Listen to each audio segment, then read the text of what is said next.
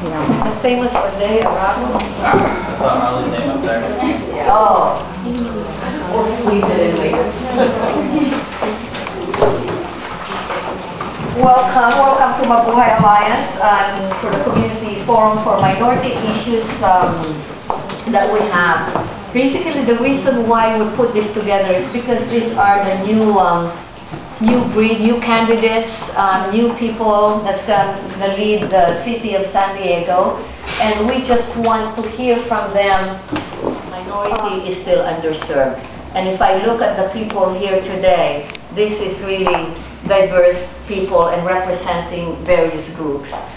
What we want to hear from our next mayor, Steve Francis, our state assembly Auday, and Verona is, what are they here for? Why did they run? And then you guys ask questions to them, and what can they do about the streets in Mira Mesa? That's, I mean, it's bumpy roads everywhere now. The economy, the foreclosure that's a crisis, and really building the relationship also. There's issues, I just sat on the panel of the EDTS, the Economic Development and the Tourism Council, where the city gave $600,000, or the city is giving actually $650,000. Out of that $650,000, only 12 organizations applied. And that really bothers me when there's at least 5,000 nonprofit organizations in San Diego. How come nobody knows about it? And how come it's always the same organization that's getting the same funding? The same thing with small businesses. Why is it that 90% are small businesses and are here locally, and yet they do not get business from the county, from the city, from the San Diego School District, and there's really lots of contracts, but yet our group is not getting that share. Even on the supplier diversity, that's the same thing, and then the philanthropy.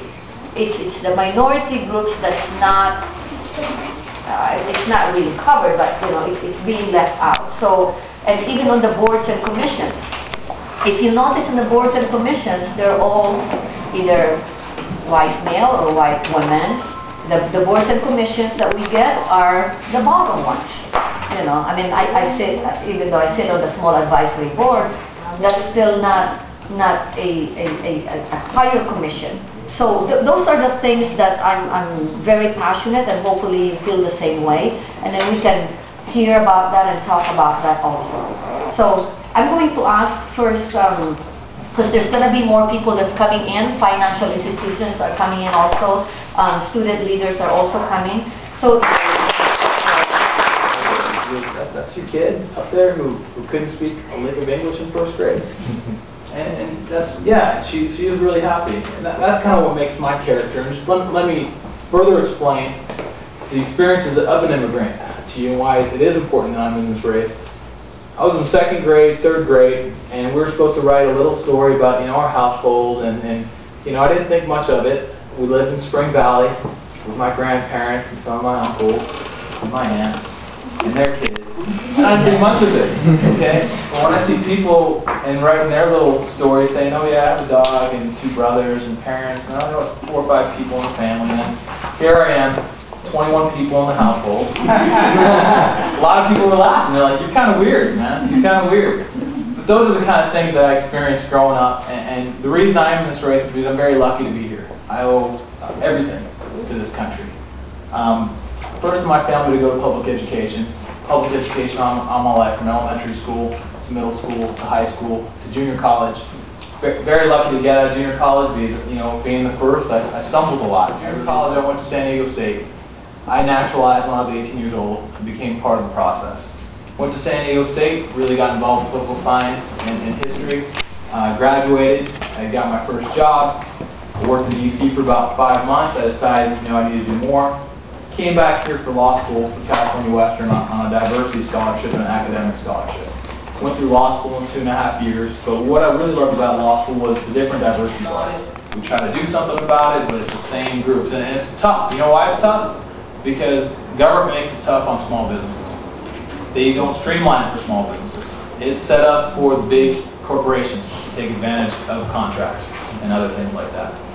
So a couple of years ago, my father, August 17, 2006, my father passed away.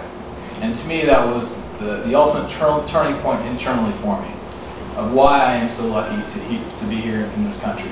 You know, I was thinking to myself, with everything going on in Iraq, what if my family never brought me here? What if, you know, things have been different? Would I even be alive today? You know, everything I've been given is because I'm here in this country. And I not only live in the 78, I've been educated in the 78, I love the 78. The communities in the 78 have been forgotten about for a long, long time. We haven't received our fair share. In fact, we have the 78th is the most diverse economically as well as ethnic district in the whole county. And what's really sad about that when I say it is when you look at who votes in the 78, it's a very, very sad sign for us, you know, that are minorities.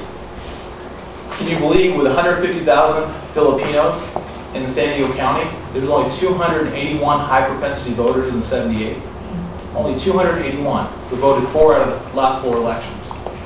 Out of the big African American community that exists in the 78, there's only 1,400 African American high propensity voters.